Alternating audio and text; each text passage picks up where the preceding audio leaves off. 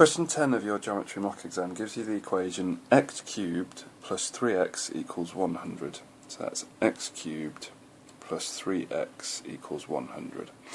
Now we want to try and find the value for x. This will be quite challenging because it's not an integer, it's not a whole number.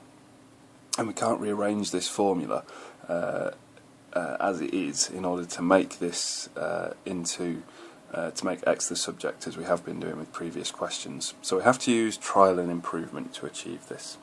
Now the way that we do this is we start off with a number, we put it into our formula as the value for x, and we see what answer it churns out.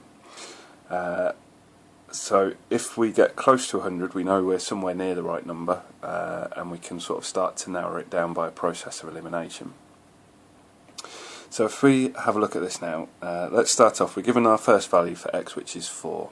So we simply put that into the formula in place of x. So it becomes 4 cubed plus 3 lots of 4 will give us our answer. So 4 cubed, and again you might start needing your calculator for this, 4 to the power of 3, 4 times 4 times 4 is 64, plus 3 times 4, which is 12. So 64 plus 12 becomes 76. Now we're looking for the answer of 100, and we've got 76. So we know that 4 is too small, its value is too small, so we can say that that is too small. So we're looking for a number that's bigger than 4. So let's see if 5 fits the bill. So we put our value of x now is 5, so we put the 5 in place of the x, so that becomes 5 cubed plus 3 lots of 5. 5 cubed is 125, and 3 times 5 is 15, so that's going to give us 140. Now again, we want this to be 100, so we've shot way past what the answer should be, way past it. So we can now say that that is too big. So our answer must be somewhere between 4 and 5. It must be somewhere between those two numbers. So let's start narrowing it down. Let's make x exactly halfway between the two, 4.5. So if we now put 4.5 into our equation, instead of x, we get 4.5 to the 3 plus 3 lots of 4.5. So 4.5 to the power of 3 is 91.125. Plus 3 lots of 4.5, which is 13.5. So that is given us 104.625. So we can see again that that is too big. So once again, that is too big. So if 4.5 is too big, we can now start looking at some smaller numbers. So we can say, is it likely to be 4.3? It's got to be between 4 and 4.5. So let's try 4.3 and see what that gets us. 4.3 cubed plus 3 lots of 4.3. Now the numbers are going to start getting a little bit ugly now. So I'm just going to put it straight into my calculator and get the answer out. 4.3 to the power of 3. Move the cursor on, plus 3, I'm going to put this bit in brackets, 3 times 4.3, just to make sure that the calculator understands what I'm asking it to do.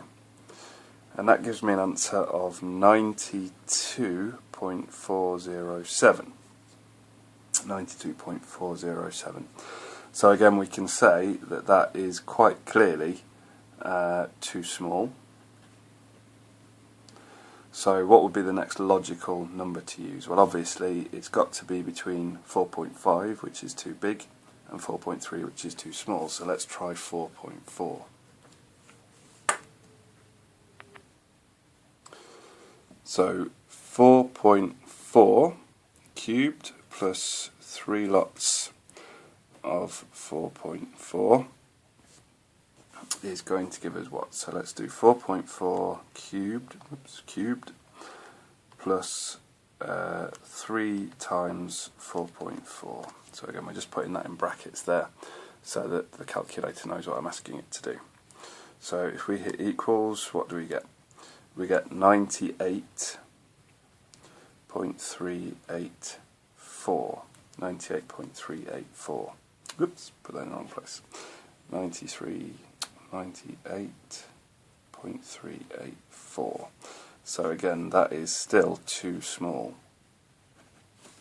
Now what we could do is we could start breaking this down even further and say, well, it's got to be between 4.4, because that's too small, and 4.5, because that's too big.